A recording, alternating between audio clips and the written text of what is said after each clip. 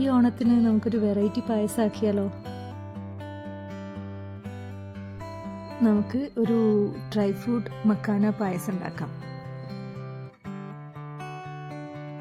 ഇതിനായിട്ട് ആദ്യം നമുക്ക് നെയ്യ് ചൂടാക്കിയിട്ട് അതിൽ കുറച്ച് ഡ്രൈ ഫ്രൂട്ട്സ്, നമുക്ക് ഇഷ്ടമുള്ള ഏതാച്ചാൽ ഡ്രൈ ഫ്രൂട്ട്സ് യൂസ് ചെയ്യാം. ഞാനിവിടെ ബദാമും മെലൺ സീഡ്സുമാണ് യൂസ് ചെയ്തത്. കാഷ്യൂ ഏത് വേണമെങ്കിലും യൂസ് ചെയ്യാം. എന്നിട്ട് അത് ഒന്ന് ഒരു ഫ്രൈ ആയി കഴിഞ്ഞാൽ അതെടുത്ത് മാറ്റാം. എന്നിട്ട് മക്കാന നെയ്യിൽ തന്നെ നമുക്ക് ചൂടാക്കിയെടുക്കാം. അത് നല്ലോണം ക്രിസ്പായിട്ട് ഇങ്ങനെ കൈകൊണ്ട് പൊടിക്കാൻ പറ്റണം. അതാണ് അതിൻ്റെ പാകം. അതുവരെ നമ്മൾ ചൂടാക്കണം. പാലിൽ ആവശ്യത്തിന് പഞ്ചസാര ചേർത്ത് നല്ലോണം തിളപ്പിക്കുക.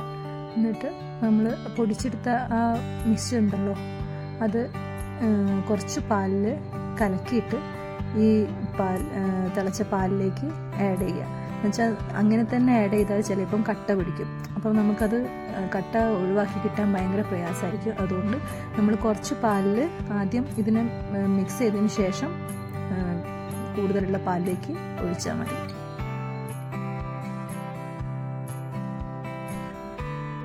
കുറച്ച് സാഫ്രൻ ഉണ്ടെങ്കിൽ, കുങ്കുമപ്പൂ ഉണ്ടെങ്കിൽ അതും ആഡ് ചെയ്യുക. അത് ആഡ് ചെയ്താൽ ഓപ്ഷനാണ്. അത് ആഡ് ചെയ്താൽ നല്ല കളറ് കിട്ടും, ഒരു ഫ്ലേവറും ഒക്കെ കിട്ടും, കാണാനും ഭംഗിയാണ്. അത്രയേ ഉള്ളൂ. ഇന്ത്യയിൽ ഉണ്ടായിരുന്നു, അതുകൊണ്ട് ആഡ് ചെയ്തത്. അത് നിർബന്ധമൊന്നുമില്ല.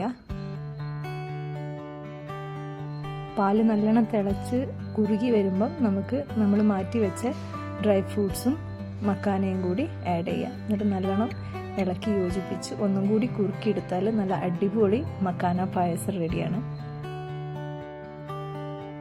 വീഡിയോ എല്ലാവർക്കും ഇഷ്ടപ്പെട്ടു എന്ന് വിചാരിക്കുന്നു. അങ്ങനെയാണെങ്കിൽ സബ്സ്ക്രൈബ് ചെയ്യുക, ലൈക്ക് ചെയ്യുക, ഷെയറും ചെയ്യുക. പിന്നെ നിങ്ങൾക്ക് ഉണ്ടാക്കിയിട്ട് ഇഷ്ടപ്പെട്ടിട്ടുണ്ടെങ്കിൽ ഫീഡ്ബാക്ക് തരാൻ മറക്കരുത്.